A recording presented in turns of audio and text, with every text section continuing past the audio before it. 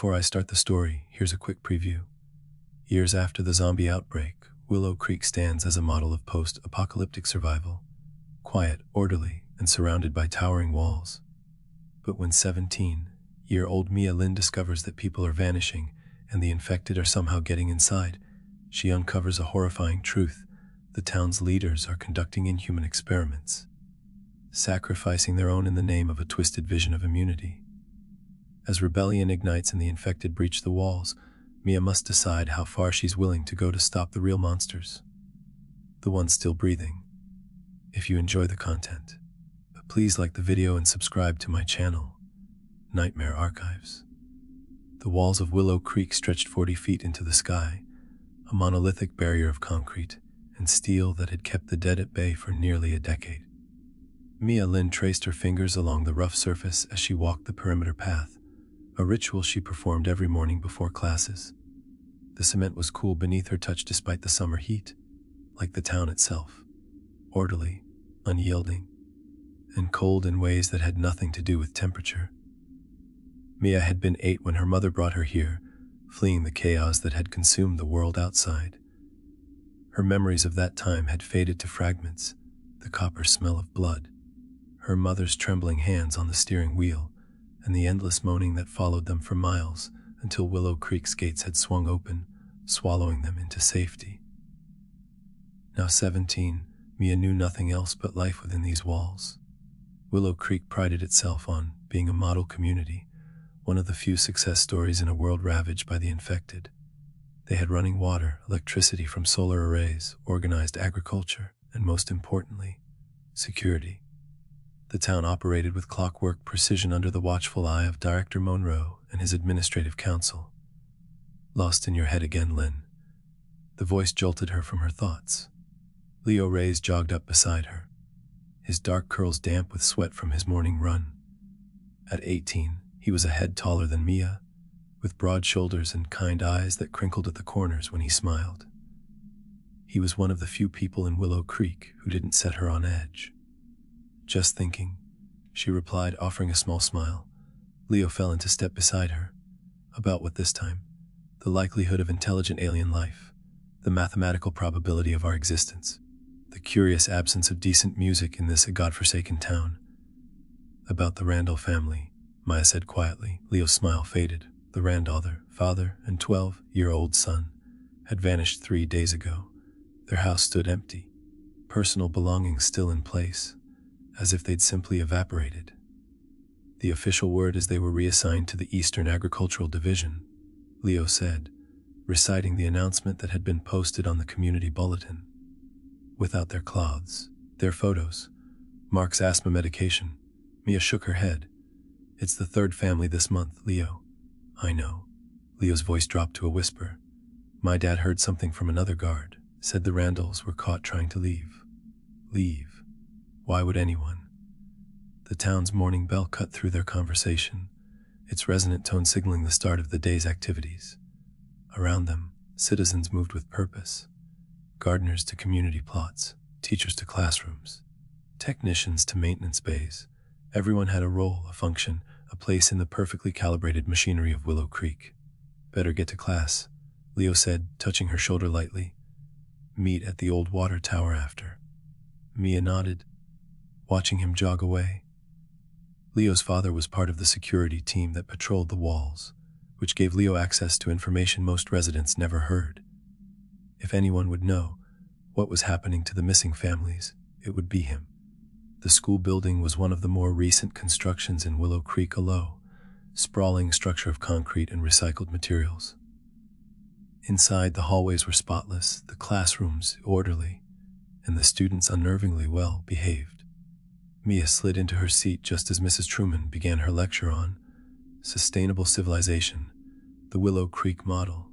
Our community succeeds where others have failed because of 3 essential principles, Mrs. Truman said, her voice carrying the rehearsed quality of a phrase repeated countless times. Order, contribution, and trust. Order maintains our safety, contribution ensures our prosperity, and trust. She smiled at the class, though the expression didn't reach her eyes. Trust in leadership prevents the chaos that destroyed the old world. Mia doodled in her notebook, sketching the town's walls with dark, heavy lines, adding shadows that stretched like fingers across the page. The disappearances weren't the only strange thing happening in Willow Creek lately. There were power outages in sections of town where no maintenance was scheduled. The increased security presence around the medical center. The way certain areas had become off limits without explanation. When the final bell rang, Maya gathered her books and headed straight for the water tower. The old structure predated the outbreak, standing on the eastern edge of town like a rusted sentinel. It had been replaced by a more efficient system years ago, but remained as a backup. Few people ventured there, which made it perfect for private conversations. Leo was already waiting, sitting with his back against one of the tower's legs, a troubled expression darkening his features. "What's wrong?" Maya asked, dropping beside him. "My dad got pulled into a special detail last night," he said. "He just got home this morning. Wouldn't talk about it, but I've never seen him like that. Pale, shaking. He threw up as soon as he got inside. A cold knot formed in Mia's stomach. Did he say anything?" "Just one thing. He told me to be careful what I asked about." Leo pulled his knees to his chest. "And then he said something weird about Section C." Section C was the medical research wing, adjacent to the hospital.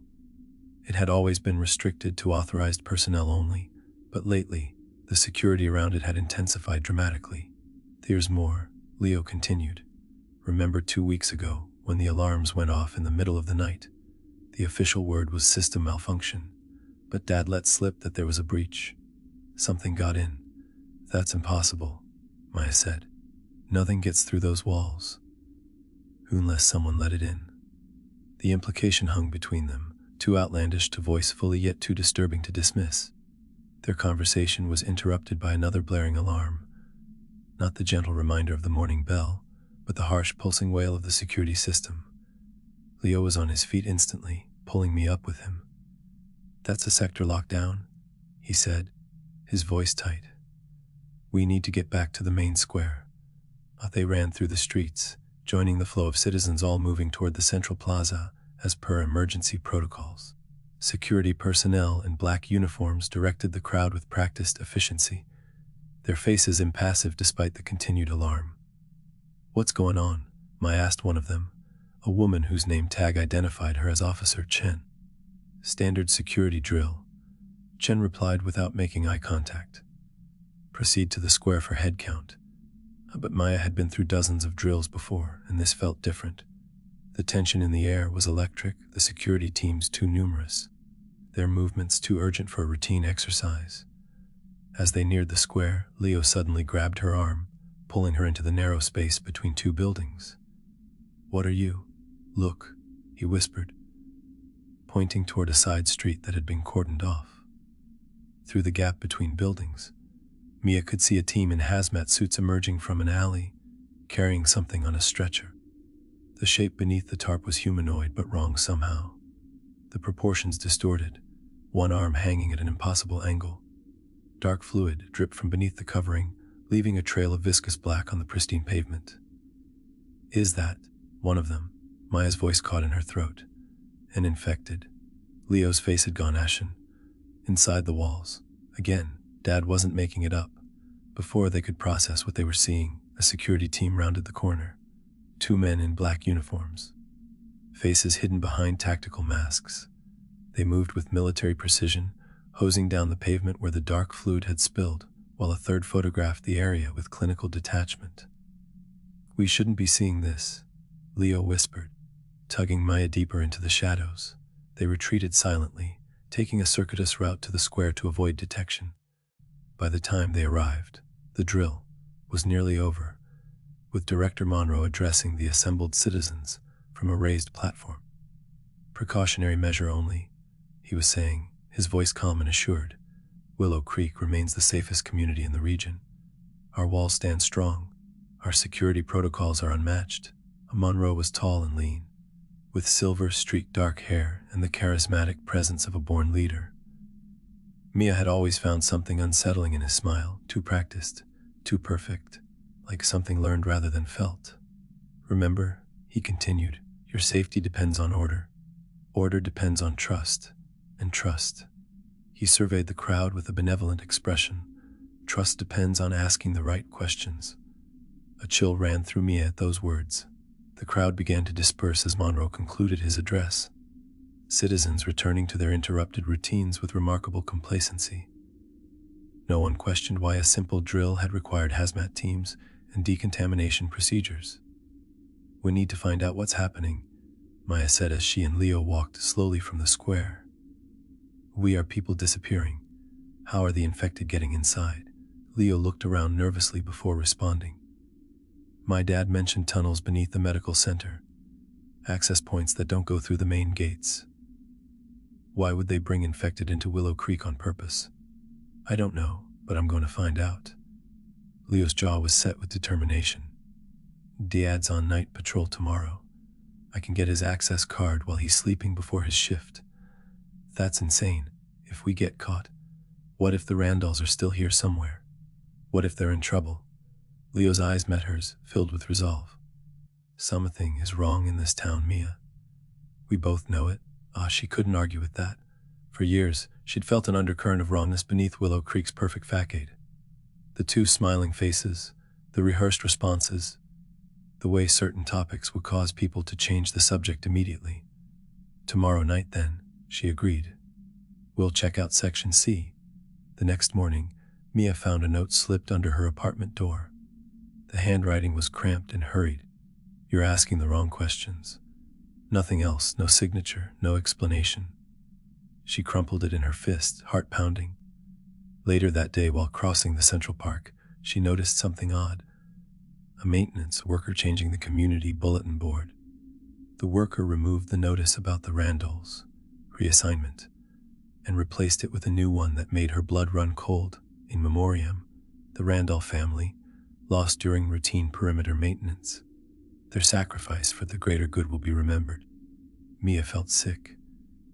The story had changed, just like that, with no explanation, and no one would question it. By nightfall, she was trembling with a mixture of fear and determination as she waited for Leo at their meeting point behind the defunct community theater. He appeared like a shadow, his usual warm smile replaced by grim focus. "Got it," he whispered, showing her his father's security badge. "But we have to be back before 2 a.m. when his shift ends." They moved through the darkened streets of Willow Creek, avoiding the regular patrol routes Leo had memorized from his father's schedule. The medical center loomed before them, its windows glowing with soft blue light despite the late hour. "There's a service entrance on the east side," Leo explained. "It leads to the sublevel where they keep maintenance supplies. The tunnels my dad mentioned should connect from there." The access card worked, opening the service door with a soft click that seemed thunderous in the silent night. Inside, the corridors were dimly lit by emergency lighting, casting long shadow as they crept forward. "This way," Leo whispered, leading them toward a stairwell. Down. The temperature dropped as they descended, the institutional sterility of the upper level giving way to rougher construction. The bottom of the stairwell opened onto a tunnel carved directly into the bedrock beneath the town. Pipes and conduits ran along the ceiling, humming with electrical current. "These must run all over town," Mia said softly, staring down the long, curved passage. "And maybe beyond the walls," Leo added, his voice tight. They followed the main tunnel, passing junctions and side passages marked with coded symbols rather than words. The air grew colder, carrying a faint but unmistakable odor. Chemical antiseptic barely masking something organic and full. When they reached a heavy metal door marked SC Lab 4, the smell was strong enough to make Maya's eyes water. Leo swiped the card, and the lock disengaged with a heavy clunk. Nothing in Mia's life had prepared her for what waited inside. The room was large and clinically white, lined with glass observation chambers. Equipment hummed and beeped, monitoring vital signs displayed on screens above each chamber. But it was what lay inside the chambers that turned Mia's blood to ice.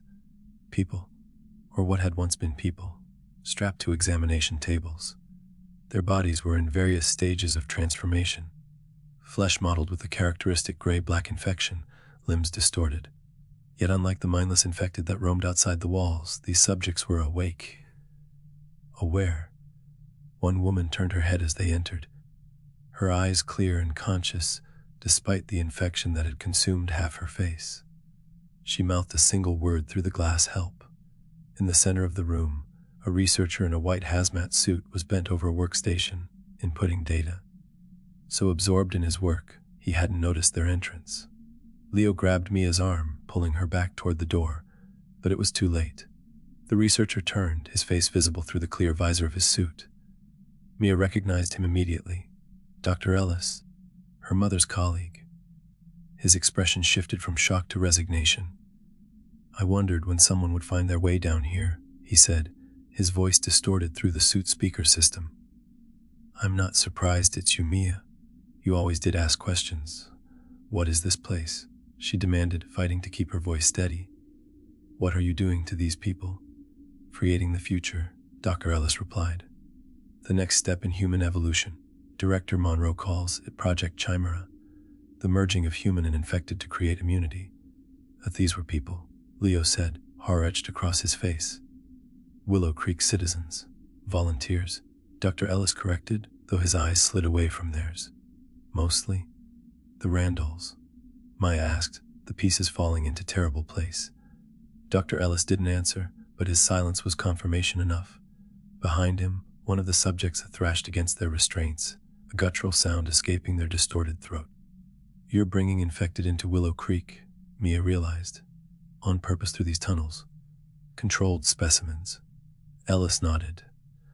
"But there have been incidents. The process is still imperfect." A siren suddenly blared overhead. Red emergency lights flooding the lab. "They know you're here," Ellis said, surprisingly calm. "You should run. Now. Some questions aren't meant to be answered, Mia." Leo grabbed her hand, pulling her toward the door. As they fled into the tunnel, Mia looked back one last time. Dr. Ellis stood surrounded by his subjects, a shepherd among monsters of his own creation. And in that moment, she understood with perfect clarity which creatures were the true nightmare. Not the infected straining against their bonds, but the still human scientists who had put them there. The walls of Willow Creek no longer represented safety. They were a prison, hiding horrors worse than the apocalypse that raged beyond. Mia hadn't seen Leo in 3 days. After their escape from the underground lab, they'd separated to avoid raising suspicion, a decision that now haunted her with each passing hour. She'd tried his home, checked their usual meeting spots, even risked asking casual questions about his whereabouts. The responses were uniformly unsettling: blank stares, hesitant smiles, and variations of, "I haven't seen Leo recently." By the 3rd day, the knot of dread in her stomach had tightened to the point of physical pain. Leo wouldn't just disappear, not without telling her, not after what they discovered. That evening, she found herself standing before her mother's apartment door, hand trembling as she knocked. If anyone might know something, it would be her mother. Catherine Lin had worked in Willow Creek's medical division since their arrival 9 years ago.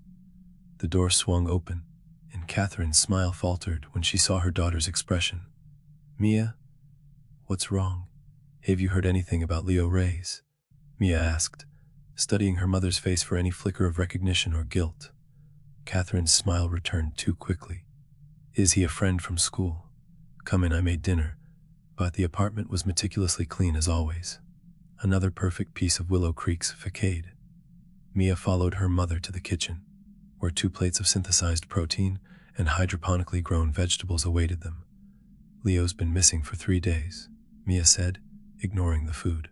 "His father claims he hasn't seen him either." "People don't go missing in Willow Creek," Catherine replied automatically. "Perhaps he was reassigned to another division, at 18, without notice." Mia's voice rose. "And what about the Randalls? Were they reassigned too, before they became lab specimens?" The color drained from her mother's face. "Where did you hear that name?" "I was there, Mom. I saw the labs. I saw what you people are doing to them." Catherine set down her fork with deliberate precision. When she looked up, her practiced smile was gone, replaced by something harder, more genuine. "You shouldn't have been there." "Where's Leo?" Mia demanded. "I can't discuss. Where is he?" Mia slammed her palms against the table, sending utensils clattering. Catherine stood abruptly, moving to a drawer and extracting a small device that resembled a remote control. She pressed a button, and a soft hum filled the room. "Sound dampener," she explained. "No, we can talk. You knew," Mia whispered, betrayal burning in her chest. "You've known all along. I've been trying to protect you." Catherine's voice cracked. "The things we do, they're necessary. Turning people into monsters is necessary. Creating immunity is necessary," Catherine insisted. "Do you know how many communities have fallen? Willow Creek is one of the last. Project Chimera is our only hope for long-term survival. By sacrificing innocent people. By sacrificing few to save many." Catherine's eyes hardened. "Your friend Leo was caught accessing restricted areas. He's been taken to the primary research facility. Ice flooded Mia's veins. He's a test subject now." Catherine looked away. "The procedure has already begun." The world tilted beneath Mia's feet.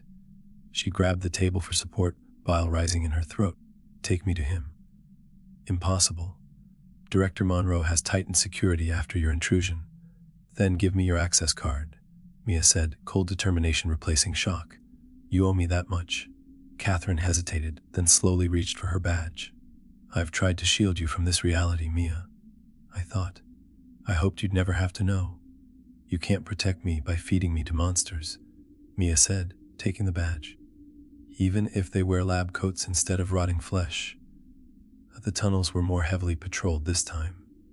Mia waited in shadows, counting patrol patterns before sliding from one hiding spot to the next. Catherine's high-level clearance opened doors that had been locked before, leading her deeper into the labyrinthine complex beneath Willow Creek. The central research facility dwarfed the lab she and Leo had discovered. Glass-walled chambers lined a circular hub, each containing examination tables, monitoring equipment, and subjects in various stages of transformation. Scientists moved between stations with the detached efficiency of butchers. Mia spotted Leo immediately. Unlike the other subjects who were fully strapped down, Leo was secured only at the wrists and ankles, his transformation evidently in the earliest stages. An IV line ran into his arm, pumping murky fluid into his veins. His skin had developed a grayish pallor, but his eyes, when they fluttered open, remained clear and aware. She waited until the nearest researcher moved to another station before slipping into the chamber, heart thundering in her chest. "Leo," she whispered, touching his face. His eyes snapped open, widening in recognition and then horror. "No, you can't be here. You need to run." "I'm getting you out," she insisted, examining his restraints. Too late. He turned his arm to show her the injection site, where blackened veins spider webbed outward from the IV puncture. "They've already started the process. We'll find a way to reverse it. Listen to me." Leo's voice was urgent. "Monroe has everything documented. A hard drive in his private office. Evidence of every experiment, every volunteer. Room 308 in the administrative tower." Mia worked at the restraints, fingers trembling as the first strap came loose. "I'm not leaving you here. You have to expose them," Leo insisted as she freed his other arm. The chamber door hissed open. Mia spun to see Director Monroe himself standing in the entrance, flanked by 2 security officers. "Eames." "Lin," Monroe said with that same perfect smile that never reached his eyes. "How dedicated you are to your education." "You're a monster," Mia spat. "I'm a visionary," Monroe corrected. "The future of mankind requires difficult choices." Behind her, Leo had managed to sit up, his partially unstrapped body swaying as he fought the effects of the compound in his system. "Run, Mia." Leo lunged suddenly, moving unnaturally fast as the infection enhanced his strength. He caught one guard by surprise, sending them both crashing into monitoring equipment. Alarms blared as Mia darted past Monroe in the confusion, her mother's access card clutched in her fist. "Lock down all sectors." Monroe's voice boomed over the chaos. "Find the girl." Mia ran through the facility, following emergency exit signs toward the surface. Behind her she heard shouts, the sound of breaking glass, and a roar that couldn't possibly have come human vocal cords. She emerged into the night air of Willow Creek, sirens wailing across the seemingly peaceful town. Citizens peered from windows as security teams mobilized, their practiced routines shattering as genuine panic spread for the first time in years.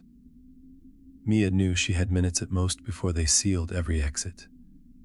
The administrative tower loomed ahead, and somewhere inside the evidence that could expose everything. As she sprinted toward the tower, a figure stepped from the shadows to intercept her. Her mother. "Mia, stop." Catherine's face was streaked with tears. "Please, you don't understand what you're doing." "I understand perfectly," Mia replied, not slowing. "You've been helping them all along. I've been trying to save you." Catherine grabbed her arm. "Monroe promised you'd be exempt from the trials if I cooperated." Mia stared at her mother, this woman she'd trusted all her life, now revealed as complicit in unthinkable horrors. There's only one way to save anyone now. She pulled away and continued toward the tower, leaving her mother standing alone beneath, the wailing sirens as Willow Creek's perfect facade crumbled into chaos around them. The administrative tower had always been the heartbeat of Willow Creek, a gleaming monument to order and survival at the center of town. Now, bathed in the pulsing red of emergency lights, it looked like what it truly was, a fortress of secrets and lies. Mia slipped through the service entrance using her mother's access card, navigating corridors she had walked hundreds of times during community events and mandatory town meetings. Tonight, they were transformed. Security personnel rushed in organized chaos, their faces tight with an emotion rarely seen in Willow Creek, genuine fear. She ducked into a supply closet as a team of guards sprinted past, their radios crackling with the fragmented reports that sent ice through her veins. Containment breach in Section C. 3 infected loose in the East Quadrant. Shoot on sight, authorization confirmed. The infected were inside the walls, not just the experimental subjects, but the true monsters, the mindless, ravening creatures that had destroyed civilization, and Monroe had let them in. When the corridor cleared, Mia continued her ascent toward the executive level. Room 308, Monroe's private office, where Leo said the evidence was kept. She had nearly reached the 3rd floor when an explosion rocked the building, the concussive force throwing her against the wall. Emergency lighting flickered as smoke began to fill the stairwell from below. Outside, through a narrow window, she could see flames consuming buildings in the residential sector. Screams echoed across what had once been the safest community in the wasteland. Monroe had done the unthinkable. Opened the gates rather than lose control of his precious project. The thought of such calculated cruelty stole her breath more effectively than the thickening smoke. The 3rd floor was eerily quiet compared to the chaos below. Mia moved silently down the corridor, counting door numbers until she reached 308. The electronic lock required a fingerprint scan. Useless with her mother's keycard alone, from her pocket she withdrew the small tool she'd taken from the supply closet. A simple screwdriver.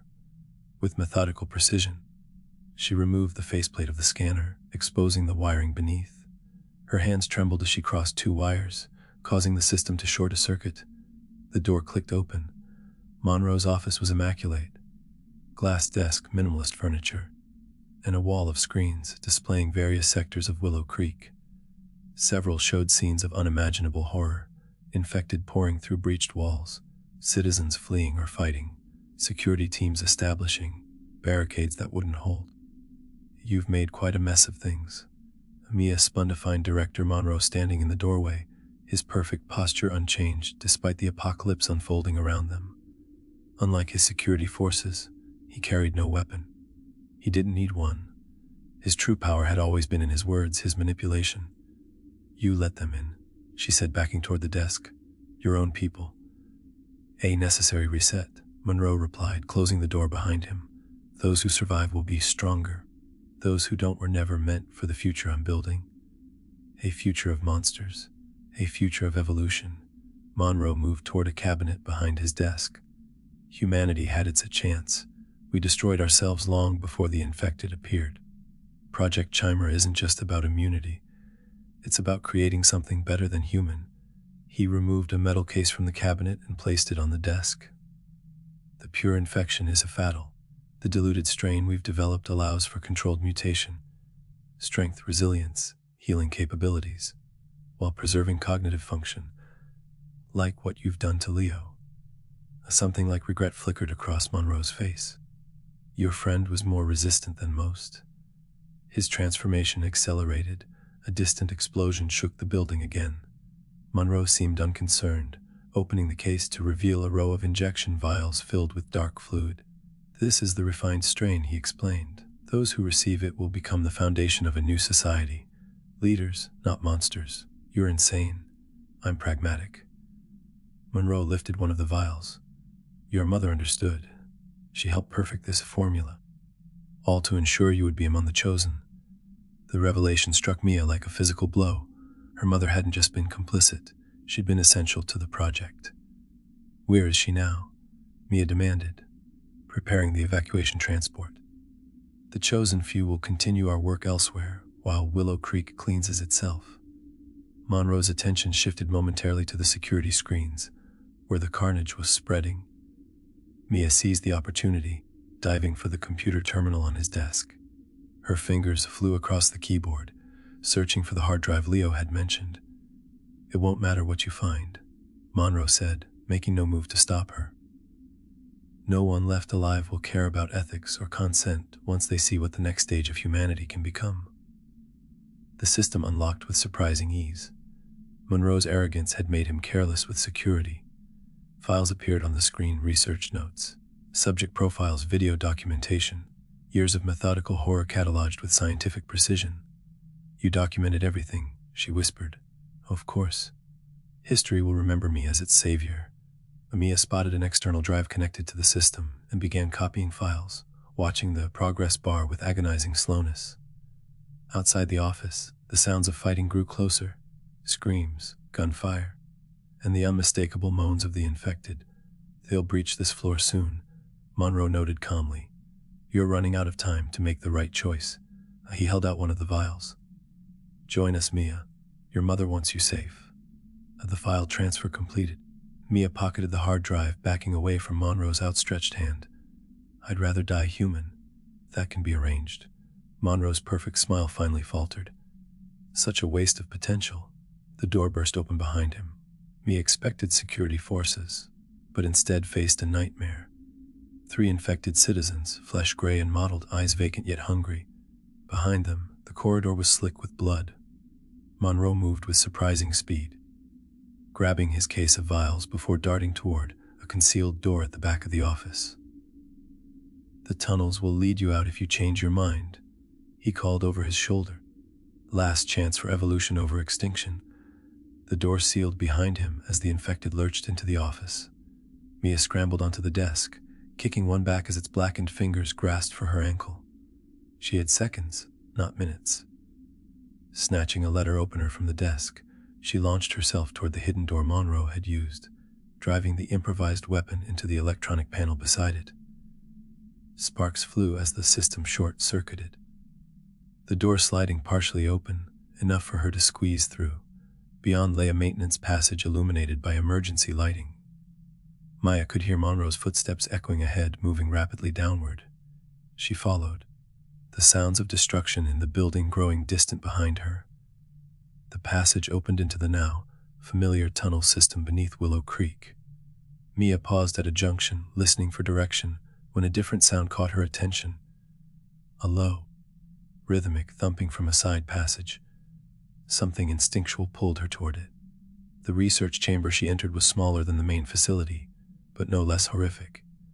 More subjects strapped to tables, monitoring equipment beeping steadily despite the chaos above. And there, straining against reinforced restraints, was Leo. Or what Leo had become. His transformation had progressed rapidly. Skin mottled with the characteristic infection, muscles distended, veins black and prominent beneath gray skin, but his eyes, when they met hers, still held recognition. Mia, he rasped, his voice barely human. You came back? She approached slowly, horrified and heartbroken. Leo, I'm so sorry. Did you get it? The evidence? She patted her pocket where the hard drive rested. Yes, I have everything. Good. His body convulsed violently, the restraints creaking under strain. Can't control it much longer. The hunger. I'll find a way to help you, she promised, though they both knew it was a lie. Leo's gaze shifted to something behind her. No time. Monroe's chosen. Transport ready. Mia turned to see a bank of monitors showing a lower level where Monroe directed a small group of citizens, the chosen few, toward what appeared to be an armored transport vehicle. Her mother was among them, helping load equipment into the vehicle. They're evacuating through the tunnels, Maya realized, while everyone else dies. Not if we stop them. Leo strained against his restraints. Release me. You're infected. You said yourself you can't control it. Not completely. His eyes locked with hers, a last flicker of the Leo she'd known. But enough to do what's needed. But understanding dawned on her. You want tow. Only way. Leo nodded toward a control panel. Those tanks. Oxygen. Generator. One spark. The plan was clear in its terrible simplicity. The research facility's oxygen supply and backup generators could create an explosion large enough to collapse the tunnels, trapping Monroe and his chosen crew before they could escape, and destroying the lab and its abominations in the process. You'd die, she whispered. Already dead. Leo's words were becoming more guttural, more strained, becoming something else. Please, Maya, let me die human. The tears streaming down her face, Mia moved to the restraint controls. With trembling fingers, she entered the emergency release code she'd seen the scientists use. The restraints clicked open. Leo sat up slowly, muscles spasming as he fought the infection's influence. Go, he growled. Upper tunnel, Leedzern wall, eastern wall, Leo, Geo. The word was barely recognizable, his face contorting with the effort of maintaining control. Mia backed toward the exit, clutching the hard drive containing the evidence of Willow Creek's atrocities. I'll make sure everyone knows the truth. Leo managed one last human smile before the infection claimed more territory in his eyes. From his pocket, he withdrew a small metal object, his father's lighter. Run, he whispered. Maya ran, through tunnels lit by flickering emergency lights, past the sounds of Monroe's chosen few preparing their escape, up toward the surface as Leo had directed.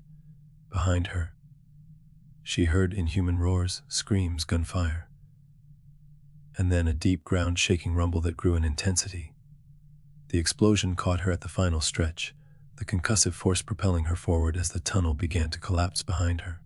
She crawled the last few meters, emerging through a maintenance hatch into the cool night air as dust and debris flowed from the opening.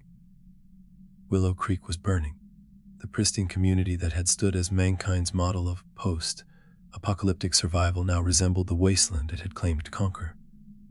Infected roamed the streets, fires consumed buildings, and in the distance, the walls that had been their protection now served as a prison, trapping citizens with the monsters, both infected and human, that Monroe had created.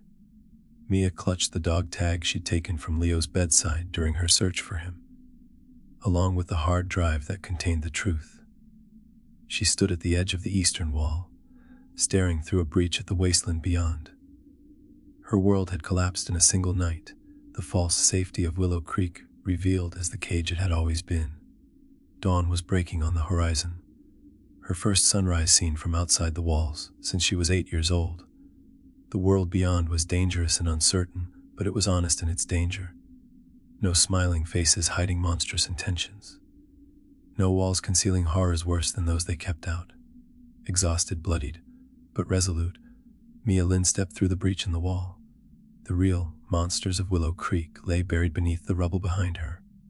Ahead lay only truth, however harsh, and the responsibility to share it with whoever remained to listen. It takes a lot of time to create these videos. I would really appreciate your support. All I ask for is a quick like on the video and subscribe. Thank you so much.